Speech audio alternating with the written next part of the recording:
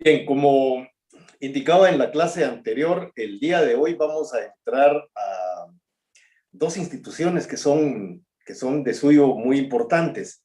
Uno son los cuasi contratos, que son los hechos lícitos sin convenio que establece nuestro Código Civil, y allí vamos a encontrar también lo que son los negocios jurídicos, y vamos a hacer la división de lo que son los negocios jurídicos unilaterales. Pero para eso tenemos que entender qué es hecho.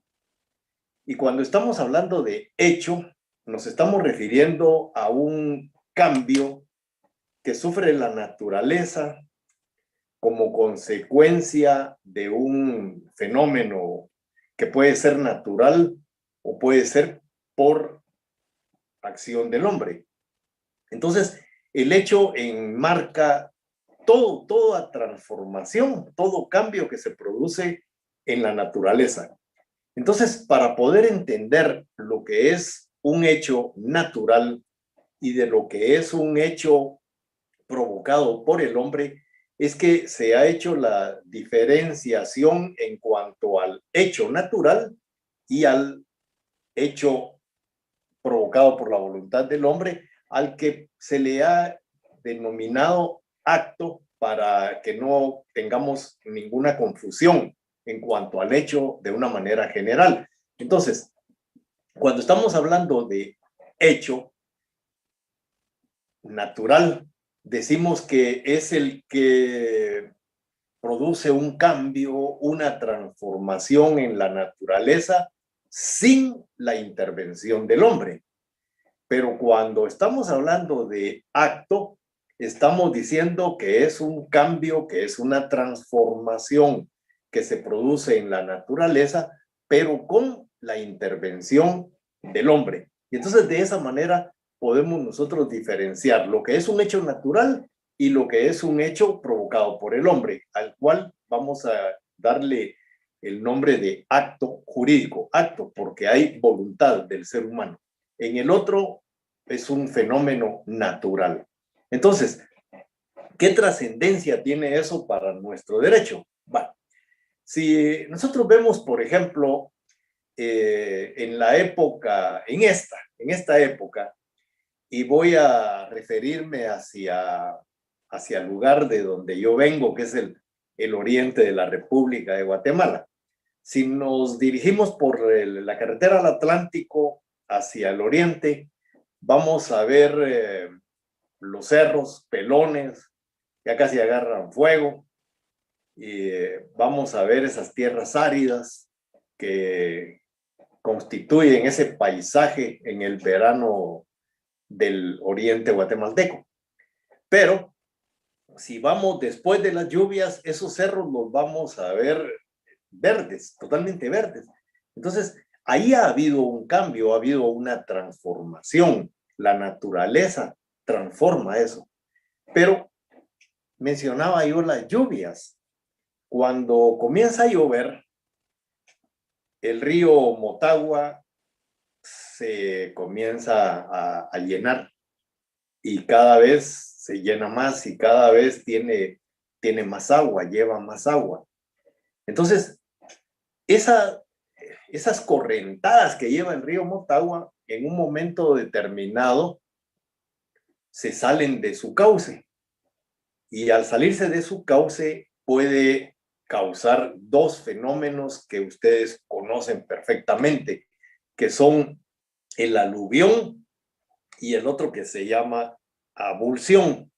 En el aluvión, ustedes recordarán, comienza a llevar material, la arena y todo lo que sea, y lo va a pegar a una tierra que está más adelante, a un terreno que está más adelante, y eso pues hace crecer ese terreno. Entonces, una de las formas de hacer crecer los terrenos es precisamente esa. Pero a veces lo que ocurre es que arranca grandes porciones de un terreno, y aunque parezca insólito, se lo lleva y lo va a depositar a otro lado. Y eso nosotros lo conocemos como abulsión. Este es un fenómeno natural. Pero cuando eso ocurre, va a haber no solo un cambio natural, sino que también un cambio en cuanto a los temas legales sobre la propiedad de la tierra.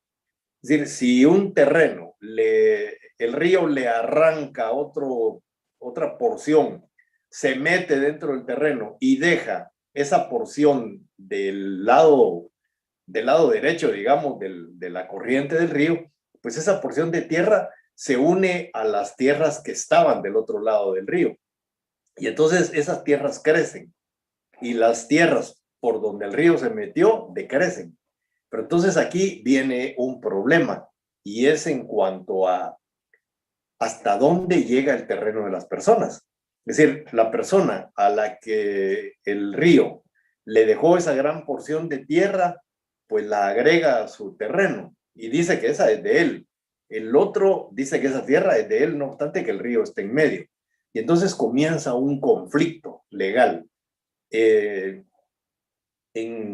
Oriente, pues nosotros sabemos que los conflictos generalmente se resuelven de una forma distinta a como se resuelve en otros lados. En otros lados de la República se resuelve yendo a juicio, demandando a la gente. En el Oriente pues, se resuelve a ponte pistola, ¿verdad? Y todo eso, pero eso crea más problemas todavía. Entonces, ese fenómeno natural que transformó la naturaleza, que hizo crecer un fondo y disminuyó el otro, es lo que nosotros conocemos como hecho jurídico, porque es una transformación en la naturaleza, desde luego, pero esa transformación en la naturaleza tiene consecuencias jurídicas. Por eso decimos entonces que ese fenómeno natural es un hecho jurídico, no interviene el hombre, es un hecho natural, pero tiene consecuencias de derecho. En cambio, cuando estamos hablando de acto jurídico, estamos hablando de la voluntad del hombre. Es decir, el hombre transforma la naturaleza, pero esa transformación de la naturaleza tiene también efectos jurídicos. Si nosotros vemos, por ejemplo, un riachuelo que corre de la montaña hacia abajo y que pasa por dos terrenos. En el terreno de arriba necesitan agua para el ganado, pero el río o el riachuelo todavía no tiene ni calidad de río. Ese riachuelo lleva realmente poca agua, le meten bomba y lo seca inmediatamente y entonces necesitan de más agua. Y para poder obtener más agua, lo que hacen es poner un dique, poner cualquier cosa que impida el recorrido normal del agua y entonces ahí se va formando una poza. Yo recuerdo que nosotros hacíamos eso en algunos ríos que tenían poca agua, hacíamos pozas y ahí nadábamos, ahí muchos aprendimos a nadar en esas pozas, en los pueblos donde vivíamos. Pero entonces, la persona que hizo eso transforma la naturaleza porque hace de ese riachuelo una poza y luego comienza a sacar agua y ya tiene agua para sembrar, tiene agua para sus regadíos, tiene agua para su ganado. Es decir, ya no tiene problemas. Ahora, el problema es el que está abajo del río, porque ese se queda sin agua. Entonces, ese acto de hacer una poza, de poner un dique, de obstaculizar el recorrido normal del agua, trae consecuencias jurídicas, consecuencias bastante delicadas. Hay lugares donde la gente se mata precisamente por esa situación. Aunque el otro diga el río pasó o pasa por mi terreno. Sí, pero ese río no se queda en su terreno, sigue de largo. Y entonces ahí comienzan los conflictos. Esos conflictos se tienen que dirimir en la vía correspondiente. En este caso será vía civil, vía penal, dependiendo de los actos que se produzcan por esa transformación que el hombre hace sobre la naturaleza. Entonces ahí estamos en presencia de lo que es un acto jurídico, la transformación de la naturaleza por la voluntad del hombre y que tiene consecuencias jurídicas, que tiene consecuencias de derecho. Por eso es que nosotros hablamos entonces de lo que es el hecho jurídico y separamos lo que es el acto jurídico. Cuando sacamos el acto jurídico, lo vemos en el otro diagrama, el acto jurídico dentro del hecho es una especie, pero al sacarlo de allí lo convertimos en el género. Y ese género tiene dos especies. Por un lado, tenemos el negocio jurídico unilateral y por el otro lado tenemos el negocio jurídico bilateral. El acto jurídico nos va a dar una idea de lo que vamos a estudiar precisamente en el curso a partir del día de hoy, que son los cuasicontratos. Los cuasicontratos nos van a llevar precisamente a lo que es el negocio jurídico. Vamos a entender que el negocio jurídico es el acuerdo, no es el acuerdo, es la declaración de una o más voluntades que producen consecuencias de derecho. Es decir, el negocio jurídico es una o más declaraciones de voluntad que hacen nacer a la vida jurídica obligaciones, derechos, instituciones de carácter patrimonial o extrapatrimonial, como vamos a ver más adelante. Entonces, el negocio jurídico decimos que es unilateral porque basta la declaración de una persona. Pero cuando el negocio jurídico tiene la declaración de dos o más personas en las cuales hay derechos y obligaciones recíprocas, entonces decimos que ese negocio jurídico es un negocio jurídico bilateral que nosotros vamos a estudiar en el próximo semestre como contratos. Entonces, concentrándonos en el negocio jurídico unilateral, el negocio jurídico unilateral es la declaración de una voluntad que produce derechos y obligaciones. ¿Por qué hago esta acotación? Si ustedes ven en el Código Civil, el tema que vamos a estudiar a partir del día de hoy, la unidad que veremos a partir del día de hoy, se llama precisamente hechos lícitos sin convenio. Título sexto dice obligaciones provenientes de hechos lícitos sin convenio, es decir, obligaciones que nacen de hechos que no son contrato. Entonces, estamos en presencia del cuasi contrato. ¿Por qué explicaba yo lo del hecho y lo del acto? Porque en el código debió de haberse utilizado la palabra acto en lugar de hecho. Para eso existe esta división. Entonces, el capítulo debiera de llamarse obligaciones provenientes de actos lícitos sin convenio. Eso sería lo correcto. Sin embargo, no es así. En nuestro código aparece como hechos y entonces yo por eso les agregué en el diagrama entre paréntesis actos, para que entendamos que realmente son obligaciones que provienen de actos, no de hechos. Pero bueno, mientras el código no sea modificado en eso, pues nosotros vamos a tener que entender que lo que señala el código como hechos lícitos debiera de ser actos lícitos. Dentro de ellos tenemos el enriquecimiento sin causa, que vamos a ver hoy. Vamos a encontrar la gestión de negocios y la declaración unilateral de voluntad. Cada una de esas instituciones, pues, vamos a ver todos sus elementos. No, hoy solo dejé los títulos nada más para que sepamos qué es lo que vamos a estudiar. Pero hoy nos vamos a enfocar en lo que es el enriquecimiento sin causa. Cuando estamos hablando de enriquecimiento, estamos refiriéndonos al incremento que sufre el patrimonio. No estamos hablando de que una persona se vuelva millonaria, que una persona se vuelva, lo que dice la palabra, rico, ¿verdad? En el sentido amplio. No, estamos hablando del crecimiento del patrimonio, que puede ser un centavo.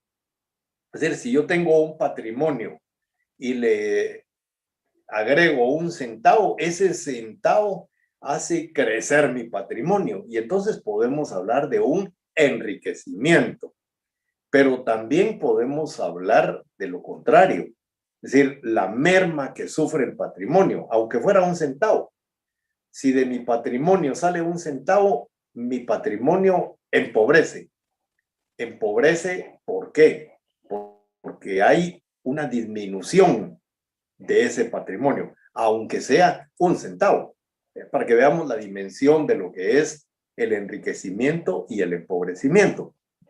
En nuestro derecho, el enriquecimiento de una persona tiene correlación con el empobrecimiento de otra, cuando existe esa relación de causalidad entre esas dos personas de las que nosotros hemos hablado desde el principio del curso, que son el deudor acreedor. Cuando esas dos personas que están ligadas por una obligación, una de ellas tiene un crecimiento en su patrimonio, mientras que la otra tiene un empobrecimiento de su patrimonio, ese enriquecimiento es un enriquecimiento legal, justo. Existe empobrecimiento en uno, enriquecimiento en el otro, pero hay una relación jurídica entre ellos, hay una justificación de por qué ocurre eso. Si yo a ustedes les regalo algo de mi patrimonio va a disminuir y el patrimonio de ustedes va a crecer. Y entonces decimos que ustedes se están enriqueciendo y yo estoy empobreciendo, es decir, mi patrimonio está empobreciendo. Pero hay una justificación, hay una relación jurídica que permite que eso ocurra. Y aquí estamos hablando de un contrato de donación puro y simple. El que regala empobrece su patrimonio porque saca algo de su patrimonio y el que lo recibe, su patrimonio crece. Pero hay una causa que lo justifique. Entonces, ahí estamos en un enriquecimiento normal, en un enriquecimiento debido. Pero ocurre que muchas veces una persona enriquece en desmedro de otra, sin que exista una causa justificable. Y entonces ahí estamos en presencia de lo que es el enriquecimiento sin causa. El artículo 1616, si no estoy mal, dice la persona que sin causa legítima se enriquece con perjuicio de otra, está obligada a indemnizarla y bla, bla, bla. Eso después de la coma es una consecuencia que veremos más adelante.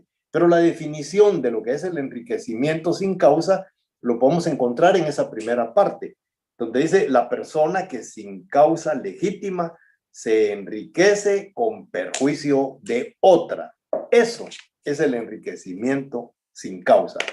Enriquecerse en perjuicio de otra sin que exista una causa que lo justifique. Ustedes vieron en derecho civil el hallazgo, ¿se recuerdan? Está por ahí, por los artículos 596 y 597, si no estoy malo, o por ahí. Vamos a ver qué dicen esos artículos. 596. Aquí está. Habla de los bienes mostrencos. Dice, el que encontrara un mueble o semoviente al parecer extraviado y cuyo dueño se ignore, deberá presentarlo a la autoridad municipal más próxima al lugar donde hubiere tenido lugar el hallazgo. La autoridad que reciba el bien encontrado pondrá el hecho en conocimiento público y si transcurrido el término fijado no se presentare persona que justifique su dominio, se procederá a su venta en pública subasta. Vale, bienes mostrencos. Cuando estamos hablando de bienes mostrencos, estamos hablando de bienes que se encuentran presumiblemente perdidos, pero la ley dice bienes muebles y semovientes. O sea, ganado, pensemos. Cuando nosotros encontramos un bien mueble que supuestamente está perdido, nosotros sabemos que no existe el res nullius realmente, ¿verdad? Se habla del res nullius, pero en la realidad, en la práctica, todo tiene dueño. Todo tiene dueño. Es difícil encontrar algo que sea realmente un res nullius, que no tenga ningún dueño.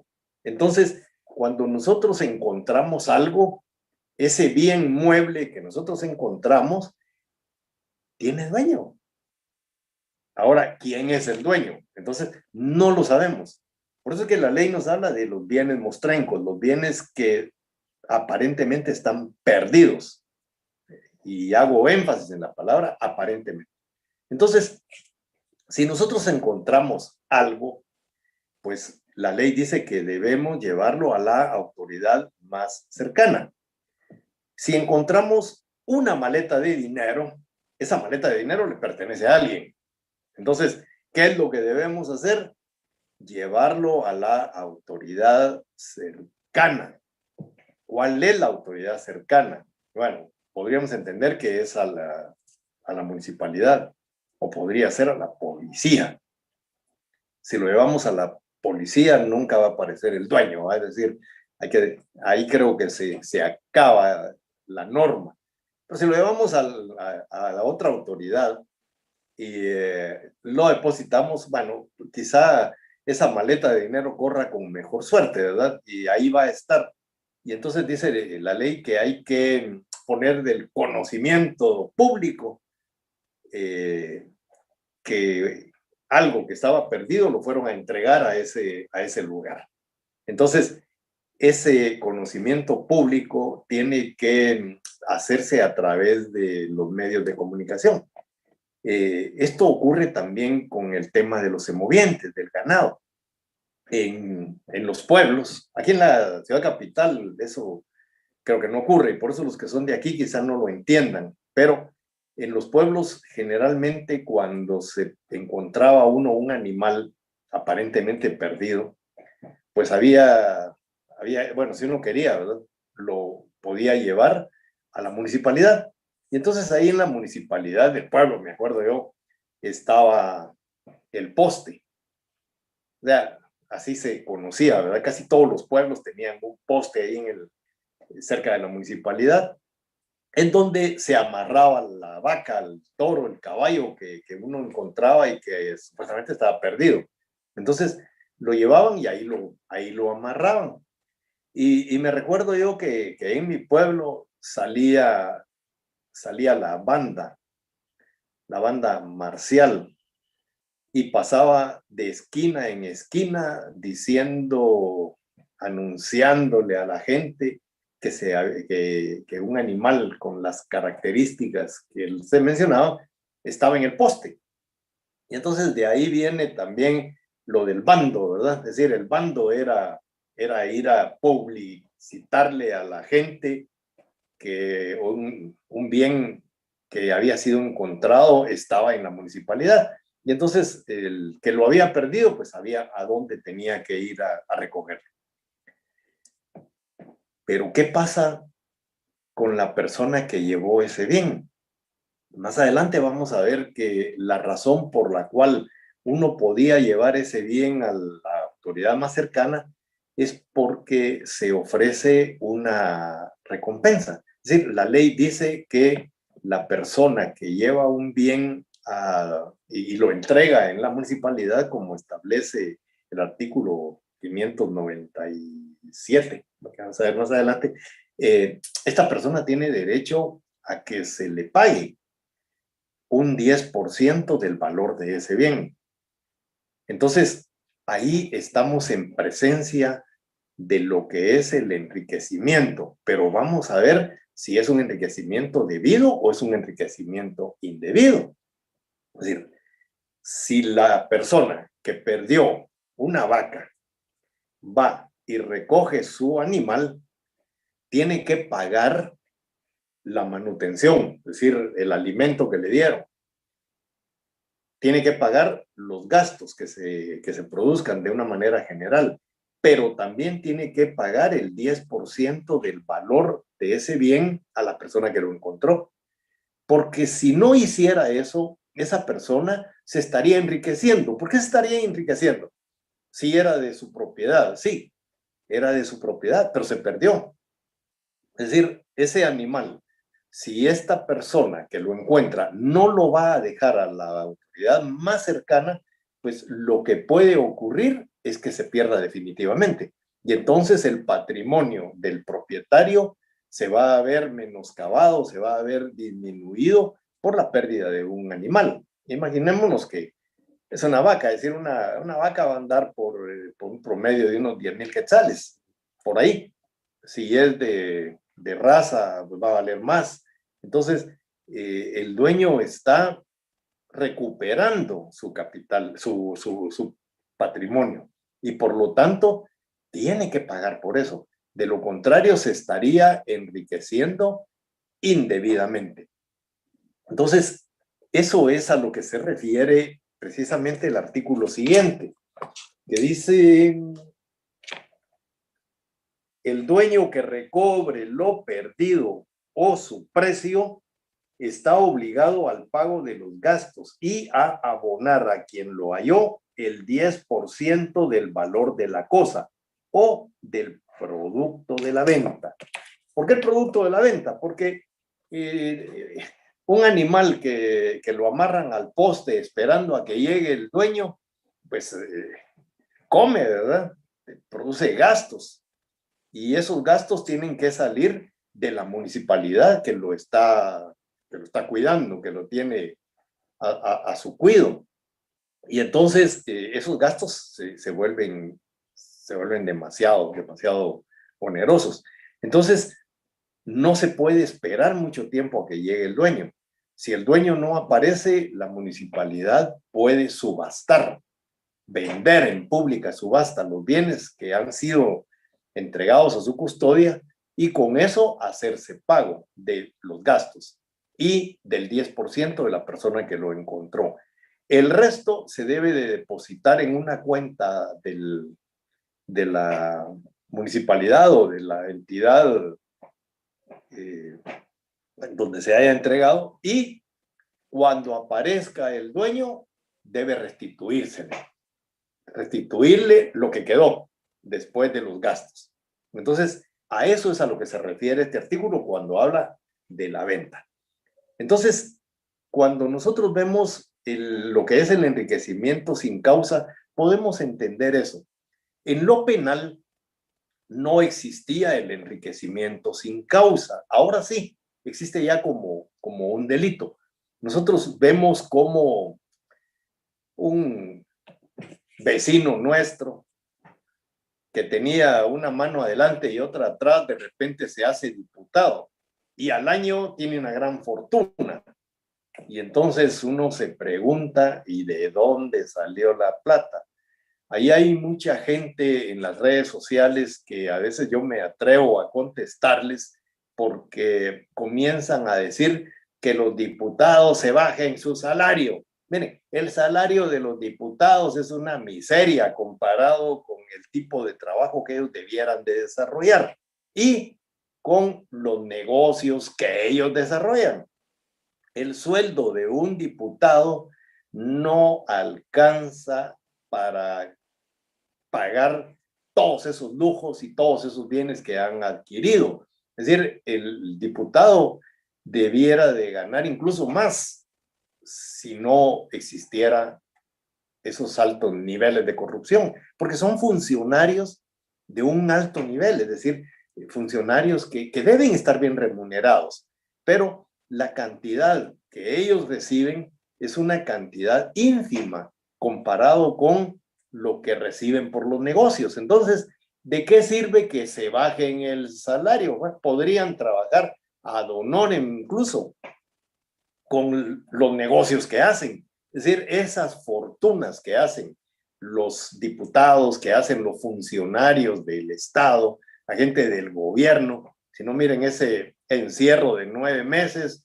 préstamos millonarios que no se sabe dónde están, a dónde fueron a parar. Es decir, mientras nosotros estábamos encerrados, estos funcionarios se servían con la cuchara grande, ¿verdad? Es decir, tomando del erario nacional todo lo que pudieron tomar.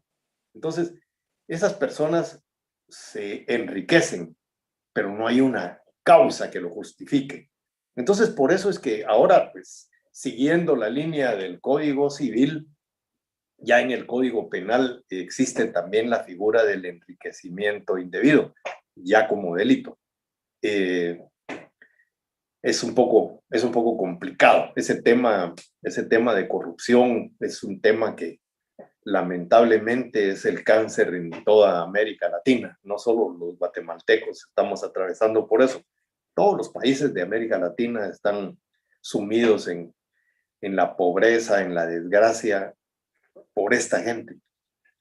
Yo, ahorita que estamos en el tema de la pena de muerte, en lugar de abolirla, yo creo que debiera de agregarse a algunos delitos la pena de muerte para que toque el dinero del pueblo. Ese dinero es el dinero de los impuestos.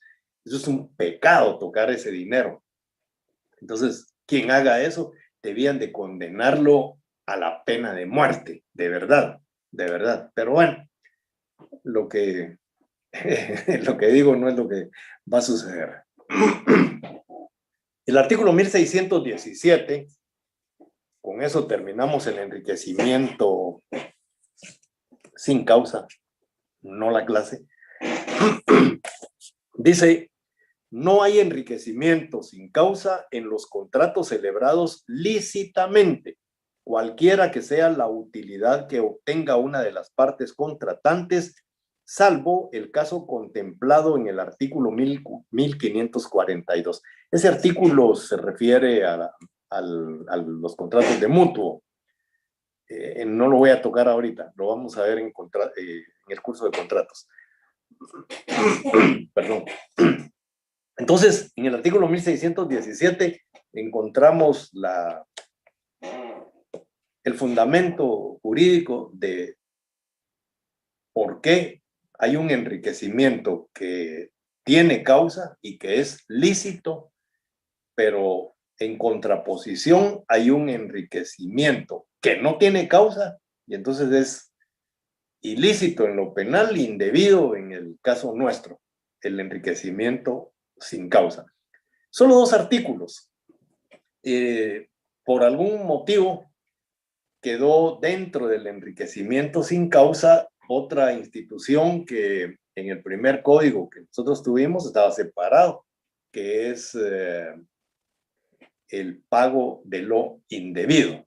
Es una institución totalmente diferente. Desde luego, en el pago de lo indebido, pues hay enriquecimiento sin causa, pero yo creo que hubiera sido preferible haberlos estudiado por separado, porque así como les mencioné el artículo 596, 597, hay otro montón de artículos en el Código Civil donde hay enriquecimiento sin causa.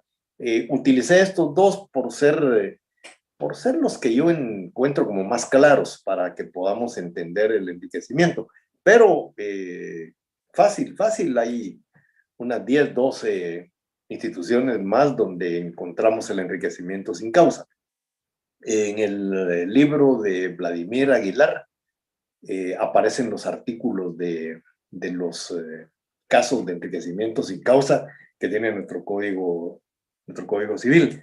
En el libro de Rubén Contreras, por algún motivo, no está el enriquecimiento sin causa, así tan desarrollado como, como yo lo hubiera esperado. Pero no importa, espero que hayamos entendido lo que es el enriquecimiento sin causa.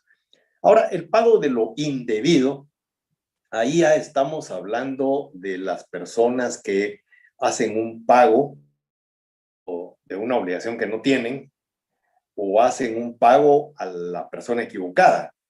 Y entonces allí vamos a ver cuáles son las consecuencias jurídicas de ese pago de lo indebido. Para eso me voy a auxiliar del Código Civil para que podamos explicar, porque hay algunas normas aquí un poco difíciles de entender. Bueno, no, ni tan difíciles. El artículo 1618 comienza ya hablando del pago de lo indebido. Lo que es más, debiéramos de hacer esa separación, ¿verdad? Yo no lo tenía, lo voy a hacer ahorita en mi código, pago de lo indebido, para separar lo que es el enriquecimiento sin causa. El artículo 1618 establece que el que ha pagado alguna cosa por error de haberse creído deudor de ella, es decir, ¿cómo puede uno pagar una deuda que no tiene? Ocurre. A veces uno paga una deuda que no se recuerda que ya la pagó y la vuelve a pagar. O paga una deuda de una obligación que uno no tiene, que por algún motivo uno cree. Cuando veamos el error, vamos a ver precisamente eso, es decir, la persona se equivoca. Es decir, hay dos momentos en los que se produce la equivocación. El primero es en el cerebro, es decir, cuando tiene datos equivocados, el razonamiento es equivocado. Y luego, cuando se externa lo que uno ha pensado. Entonces, ahí vamos a encontrar el error. Uno puede equivocarse mentalmente, puede cometer un error. Y entonces, en algún momento puede uno creerse deudor de una deuda que no tiene. Posteriormente se da cuenta, pero bueno, vamos a ver qué pasa. Entonces dice, el que ha pagado alguna cosa por error de haberse creído deudor de ella, tiene derecho a recobrarla del que la recibió indebidamente. Es decir, la consecuencia de un pago de lo indebido es poder recuperarlo. En el derecho civil, aquí no estamos hablando de que exista un hecho ilícito, no, estamos hablando solo de que hubo un error. El hecho ilícito que pueden hacer es un hecho ilícito penal, ya no civil. Recuérdense que hay una norma en el Código Penal, ahorita no recuerdo el artículo, lo pueden buscar ustedes, por favor, que se llama apropiación irregular, creo que se llama. Cuando una persona ha recibido dinero por error, debe devolverlo. Si esa persona que recibió por error no lo devuelve luego de haber sido notificado del error, esa persona incurre en delito. Y entonces algo que se pudo haber resuelto con la devolución se convierte en un hecho ilícito penal por no devolver lo que ha recibido por error. Ustedes que están ahorita leyendo su código, cuando entremos a ver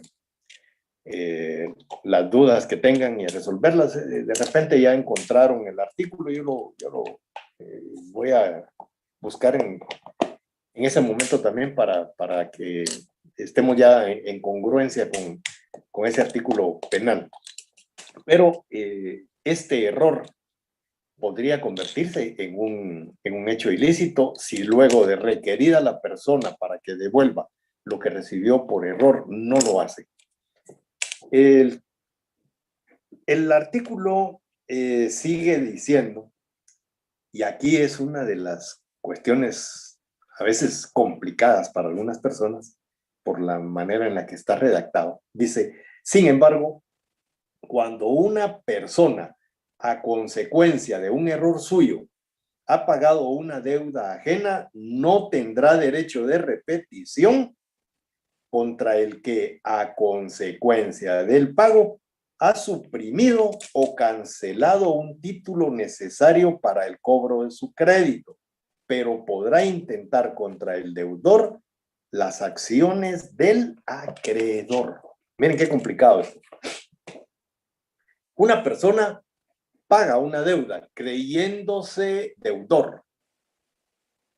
La persona que recibe el pago tiene como garantía de una deuda un documento. Pensemos en un pagaré. Esa persona tiene un pagaré y la persona que le va a pagar le paga una obligación que está garantizada con ese pagaré, pero una obligación que él no tiene. Cuando la persona recibe el pago, destruye el pagaré, porque hay que destruirlo, es decir, si no se destruye y aparece en manos de otra gente, esa otra gente puede cobrar, ¿verdad? Entonces es delicado. Entonces, lo que se hace generalmente es romper el pagaré, destruirlo. Posteriormente, el que pagó se da cuenta que se equivocó y le dice a la persona que ha recibido el dinero, mire usted, disculpe, me equivoqué. Ahorita me acuerdo que yo no le debo nada a usted. Entonces, esa persona que recibió el dinero le dice, pero mire usted, por su culpa rompí el documento que amparaba una obligación, que es una obligación de otro, desde luego, pero usted me hizo romper ese documento por su culpa. Ahora yo ya no tengo un documento con el cual pueda acreditar la obligación que tiene esa otra persona. Entonces, ¿cómo le puedo cobrar yo a esa otra persona? Entonces, el que pagó indebidamente va a insistir en que le devuelva su dinero. Mire, devuélvame mi dinero. El otro le tendrá que decir, disculpe, pero yo no le puedo devolver a usted absolutamente nada, porque de conformidad con este artículo, usted no tiene derecho de repetición. Es decir, usted no tiene derecho de que yo le devuelva lo que me dio, porque por su culpa rompí ese documento. Bueno, esto no queda así. Dice el artículo que esa persona que pagó por error todavía puede intentar cobrarle al que le debía. O sea, a ese tercero que debía al acreedor y que estaba garantizado con ese documento, evidentemente podría no pagar. Es decir, si yo voy a pagar una deuda y yo he dado un documento de garantía, cuando pago la deuda quiero que me devuelvan ese documento. Es decir, no puedo pagar y el otro se quede con el documento y posteriormente me vuelva a cobrar. Entonces, pago y me devuelve el documento. Pero si el documento fue destruido y llego a pagar y no me dan el documento, entonces no pago. Es decir, mientras no me entregue el documento, yo a usted no le pago. Esa es la posición del otro. La posición del que pagó por error será, dice el código, intentar que la otra persona le pague. Bueno, eso espero me lo hayan entendido. Si no, pues lo ampliaré dentro de un rato si alguno de ustedes tiene alguna duda. El artículo 1619 dice, si el que recibe lo indebido fuere menor o incapaz, solamente restituirá lo que existe en su poder y lo consumido en su propio provecho, salvo el caso de mala fe imputable al menor o de que lo haya recibido por medio de su representante legal, casos en los cuales se aplicarán las prescripciones relativas a las personas capaces. Aquí la cuestión es interesante. Volvemos al tema del menor de edad. Jamás debe pagarle uno a un menor de edad. Nunca. el menor de edad puede perder el dinero y entonces el pago va a ser un pago inexistente. Si a mí me deben dinero y llegan a mi casa a pagarme, sale uno de mis hijos menores de edad, lo recibe y luego lo pierde, bueno, yo le puedo cobrar a esta persona. Le digo, mire usted, págueme. Y yo le pagué a su hijo, el chiquito. No, a mí no me ha pagado. Es decir, usted me tenía que pagar a mí. Hay un aforisma que dice, el que paga mal, paga 2 veces.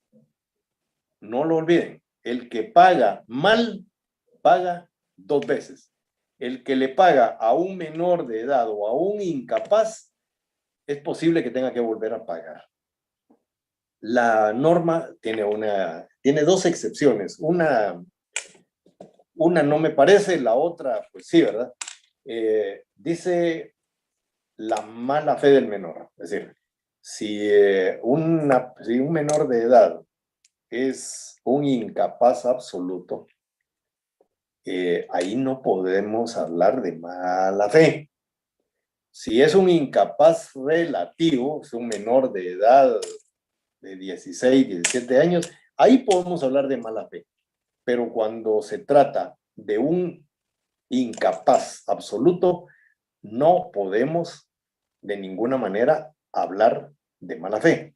Pero bueno, dice la norma que el que ha pagado indebidamente puede recobrar lo que se haya utilizado en provecho del menor. Es decir, si el menor recibe un pago y es de esos menores ya mañositos desde chiquitos y con el dinero se va a la tienda, se va al súper y comienza a gastarlo, bueno, lo que no sea consumible pues se podrá devolver, pero lo que se consume, es decir, compra comida, es decir, ¿cómo vamos a devolver la comida? ¿Sabes? Yo sé que están pensando ustedes, pero no se puede. Entonces, se puede devolver lo que ha sido utilizado en su provecho, pero lo que no sea consumible. Si va al súper y se compra un carrito, pues ese carrito hay que devolverlo, pues porque ese es pago que estaba haciendo la otra persona. Ese no es un mayor problema. El problema es la pérdida del pago. Si el pago se pierde, ese pago no se realizó. No existe ese pago. Y por lo tanto, volviendo al aforisma, el que pagó mal por pagarle a un menor de edad o a un incapaz, no puede recuperar, no puede extinguir su deuda. Para poder extinguir su deuda va a tener que volver a pagar. Por eso decíamos que el que paga mal paga 2 veces. Y la otra establece el código que a menos que se le haya pagado al que tenga la representación. Aquí se está refiriendo a aquellos menores que tienen un patrimonio. Entonces, el pago, como no se le puede hacer directamente al menor, se le hace a su representante legal. Si el representante legal se clava la plata, pues eso ya es otra historia, ¿verdad? El pago está bien hecho. El pago se hizo a quien se debía hacer, al representante legal. Ya será el menor cuando tenga la posibilidad de hacerlo, es decir, cuando tenga la posibilidad jurídica de hacerlo, el que cobrará por ese actuar de su representante legal. Pero mientras tanto, el pago hecho a un representante legal de una obligación que se tiene con un menor, ese pago está bien hecho. El pago mal hecho es pagarle directamente al menor de edad si se tiene obligación con el menor.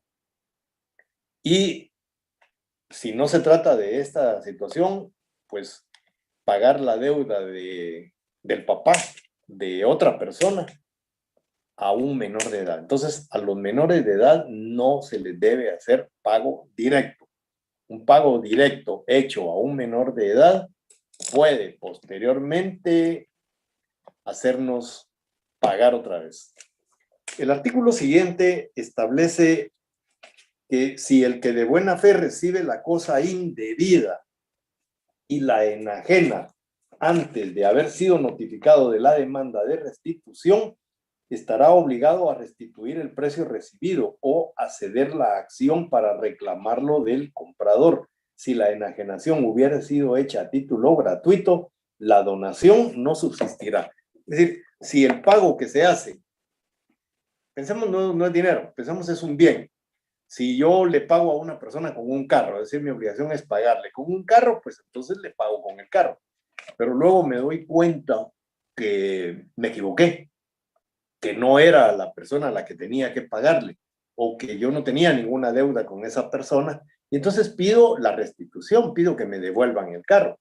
Pero si el carro ya fue vendido y fue vendido a una persona de buena fe, entonces ya no puedo recuperar el carro, pero sí puedo recuperar el valor del vehículo. Entonces, quien recibió ese pago por equivocación tiene que devolver el dinero.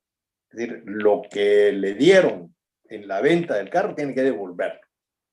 Ahora, si el que recibió el carro lo regaló, entonces ahí no hay ningún problema, porque el tercero, aunque lo haya recibido de buena fe, tiene que devolverlo, porque la ley protege al tercero que adquiere de buena fe, pero pagando.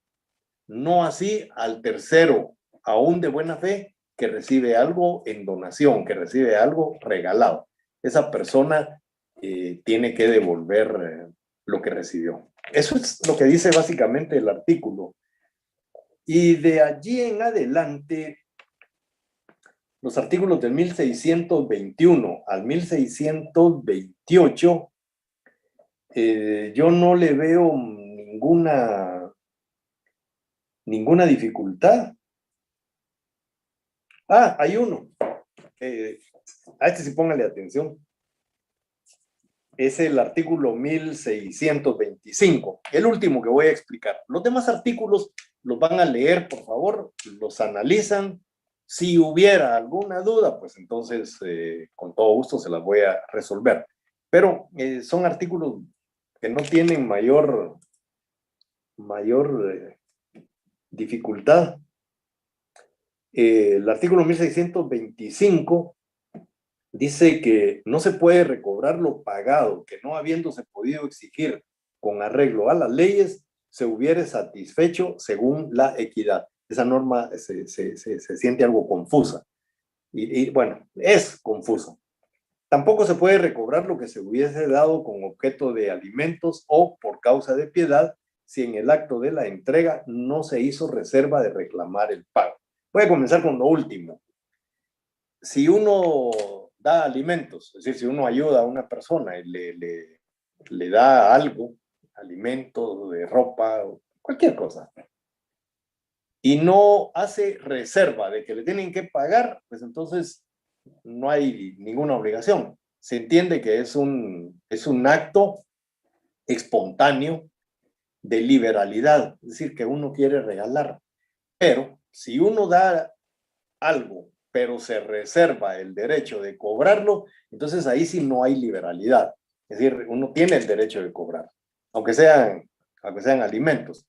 Más adelante, cuando entremos a hablar de la gestión de negocios, yo ponía siempre el ejemplo del niño que queda ahí abandonado y que uno le da alimentos, lo cuida, etcétera, etcétera, mientras aparece el familiar más cercano, el que tenga sobre él la patria potestad. Entonces, si se diera ese caso, uno puede cobrar por todo lo que hizo o puede regalar lo que hizo, es decir, ese es un acto de liberalidad. Pero este artículo es claro, si uno no dice que va a cobrar por lo que está dando, pues entonces se entiende que es un regalo, que es una liberalidad. Ahora, la parte complicada es la primera, lo que se resuelve por equidad, sin poderse apegar a la ley, porque ya no es posible. Entonces, esto es un poco complicado. Yo he encontrado un ejemplo, que es el que siempre pongo, porque al final me resultó ser el ejemplo más sencillo.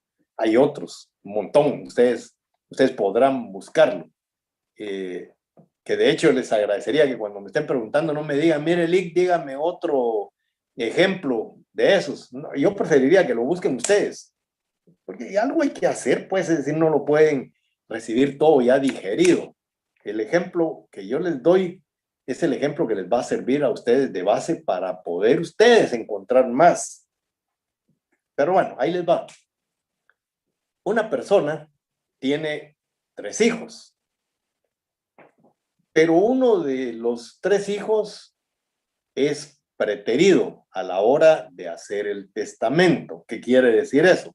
Que ese no ha sido considerado como heredero, por los motivos que sea. Es decir, el causante, cuando otorga su testamento, puede decidir a quién dejarle sus bienes y ha decidido desheredar a uno de ellos por algún motivo. Él sabrá por qué.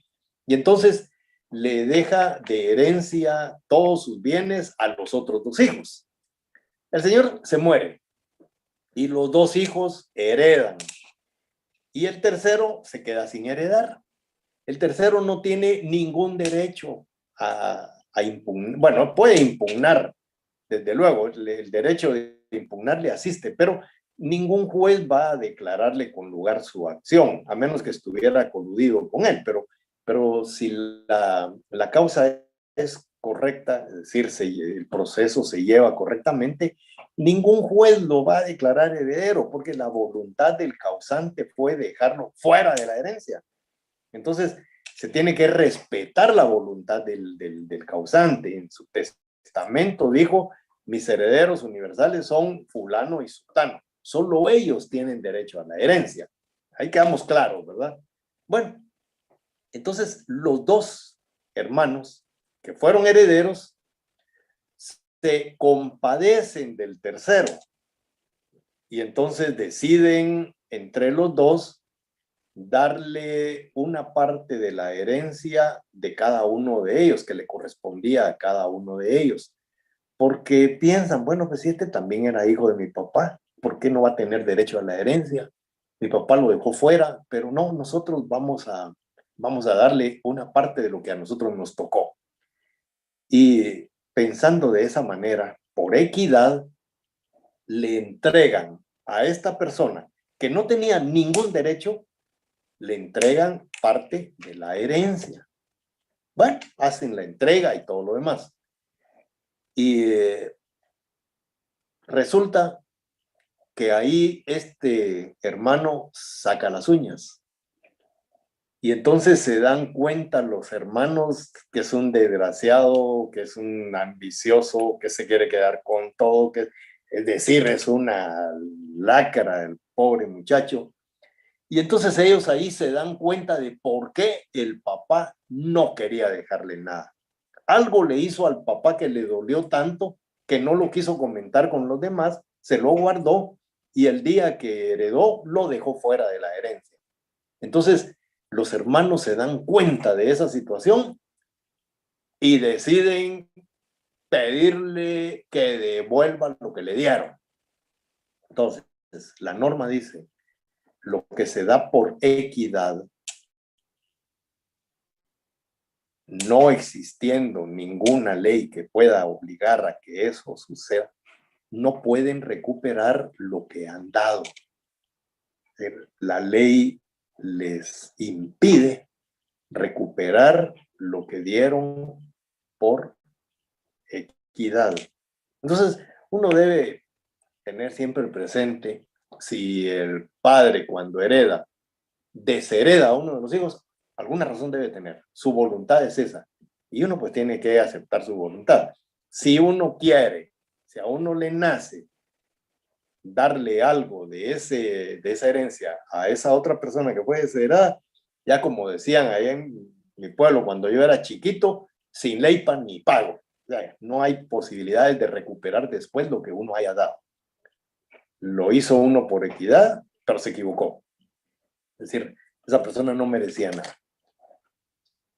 Y con esto, pues damos por terminada la clase del día de hoy. Y por favor me estudian los otros 3 artículos, 4, 5 artículos que no expliqué. Y nos vemos dentro de 5 minutos.